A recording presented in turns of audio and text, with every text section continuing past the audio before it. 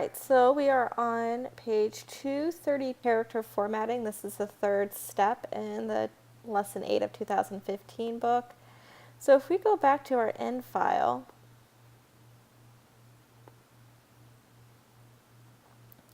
and it's matching up to the fonts that we just downloaded. So nothing has had that pink highlight anymore because we downloaded those fonts. So we're going to go back to the Buzz Soda demo. And we're going to go to Window, Type, Character, or Command or Control T. We're going to go into this little drop down into Show Options, just like we did with the color unit. So there's a bunch of different stuff here. We have our name of our font style, size of our font, so how many points it is.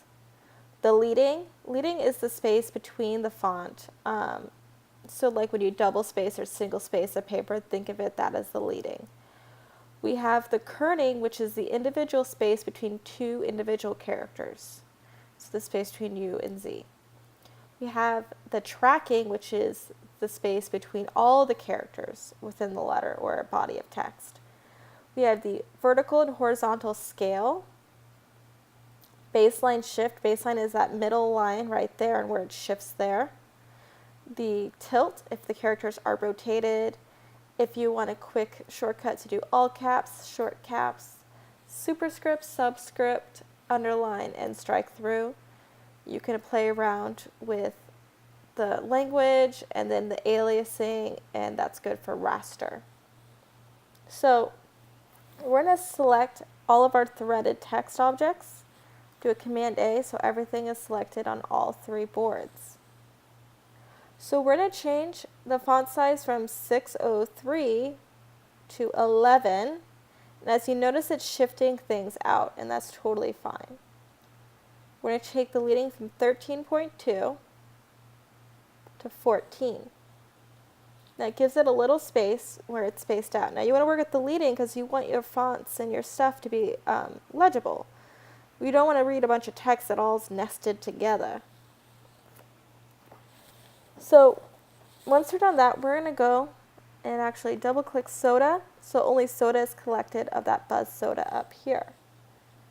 We're going to take this character leading from 86 to 60.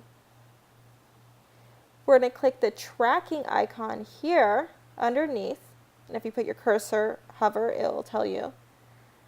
We're going to type in the caret numbers 40. It's going to have that nice spacing. And then we're going to select the all caps right here, so soda is nice and big. Now while it's still selected, actually we're going to play around with this scale of just these letters. So we want the vertical scale to be 80, and we can just type that in, and the horizontal scale to be 110. And see, those little changes already took the original type we just typed onto the page and made it more unique. Typography is about making things unique. We're taking the type into the design, not just placing it on a document and be like, cool, we're done. We gotta put some effort into it. So do a Command S, and we'll leave this character panel open. It talks a little bit about glyphs, and glyphs are those extra special characters. If you need to find them, just go to Type, Glyphs. That's all those characters, the @ signs, all sorts of fun stuff, and you can include them into wherever you need to go. There's even cute little, like, where your Wi-Fi is, your phone signal, little house stuff. They're these cute little characters, and you can just include them by double-clicking. So now we're playing with character formatting.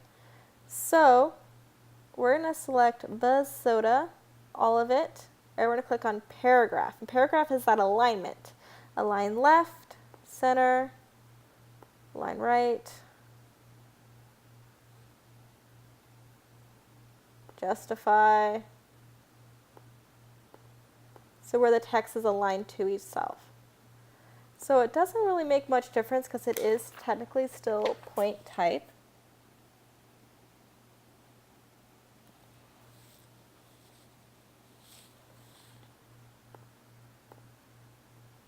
Now we've got rid of our paragraph panel. It's okay, we can go to type. And we want to make this center. So I kind of shifted it where it's aligned on the document, and that's fine because we can make that adjustment. But buzz and then soda's underneath. And you play around with that. You can also play with the indentation, which we'll play around in a second. We're just going to resize buzz soda to just about center. Our smart guides will actually might help us there. Where it says center right there, it helps me find the center of that page and document.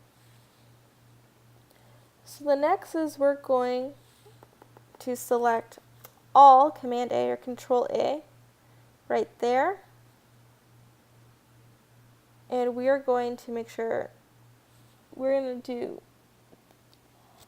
space after paragraph, which is here. So after in each paragraph, it's adding space to kind of differentiate each paragraph, and take that from 0 to 6. And as you notice, it's over here that makes the change. And that's fine. So do Command S, and next we're going to resize and reshape type objects. So we have all this type here that's threaded. We need to work with it. So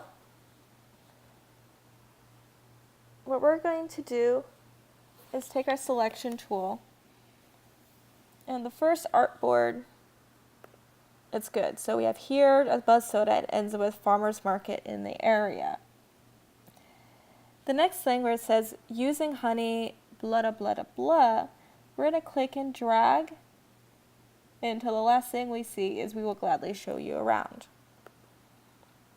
So we're going to select this box, and you see, as you know, it's kind of growing as we're doing. And then over here on artboard 3, you may want to make sure you're on artboard 3. The book says 2. It's a typo. I caught it. We are actually going to make sure tasting events, double click tasting events, and just that. And we're going to take that font size to 20. And we're going to resize up to new refreshing drink is the last line.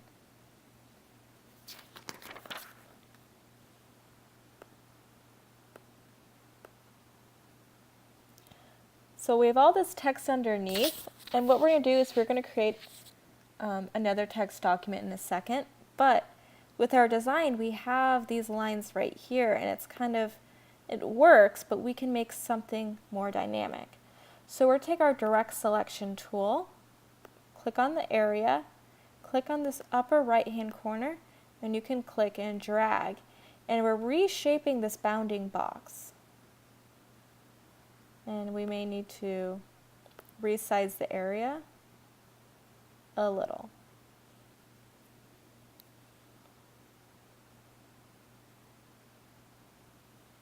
Maybe play around. So it's not just one little bit underneath. I'm going to actually undo hyphenate. So I'm not a big fan of hyphenation.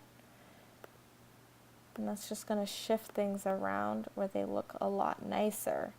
Hyphenation, I think, as a designer, it shows a little bit of laziness that we couldn't fix the text to be just right. So we have, again, this overset text. So we're just going to click it and load up. And we're just going to click just right underneath. But oh no, we have overset text here, which is fine. So in this box, we're just going to select everything, and we're going to add columns. Remember, I always said columns are dynamic, and this is great where you have two things you want in a column, left to go with right. Instead of trying to fit these two area types to be just exactly right, you can do columns. So we are going to go open in our menu bar, type, area type options. Now, we aren't selected on the right layer, so we're going to cancel. Just make sure our selection tool has only this box selected. Type, area type options. And you can change the width and the height of your area, type area, space, text flow where you want things because you have things kind of nested. We're going to take columns up to 2. And voila. So now this text is actually aligned just up. And you can see there's no outport because it's kind of a clear box. So all of our text is threaded together. Very cool. Do a Command S to save. And then the next stuff we're going to get into is Touch Type tool and text styles for character in paragraph text. See you in the next video.